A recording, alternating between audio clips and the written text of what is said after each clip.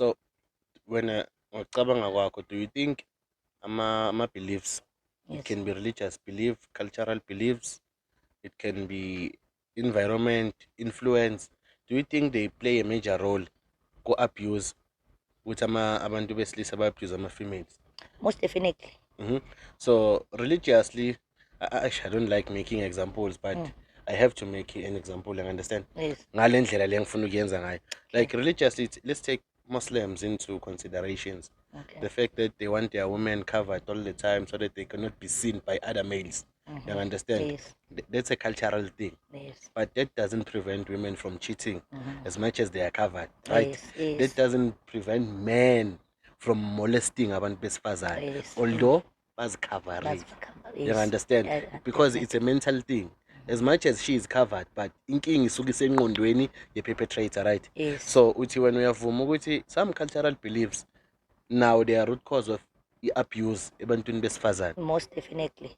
Because if you can take it Africanly or esintwini, umuntu wesifazane obvious uma alotsholwa or ashada ufuna yakotiza, right? Yes. Yes. Then that's whereby sometimes women complain ukuthi mina into eyangikhipha umshado ukuhamba ngiyokotiza, ngafika lapha ngaviolate. Yes. Instead Yes. of ukuthi recruit as part of the family, I started to become a maid manje. Yes. I must take off them. They do nothing. Yes. You understand? Yes. And at the end of the day, maybe lo muntu wesilisa lo kuwumuntu wakho ubona ngathi hayi just because yenziwa uma nabo sesibami, it's the right thing to do. Yabo angamdefend umuntu wakhe. Yes. Yes.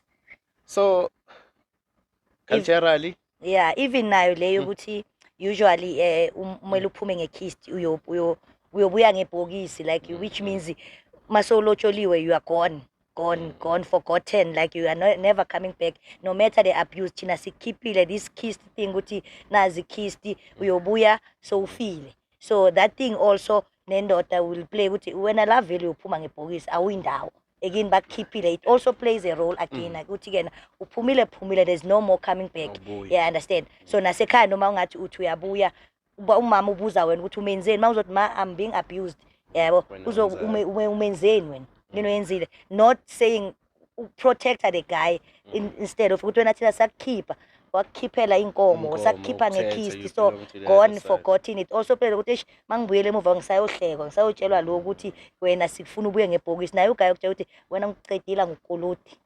So it plays that thing, iba kanjalo ukuthi okay what ngiyoyenza njani, vele sengilinde ukuthi ngife. Yeah, understand, because of those cultures no supporting from my families.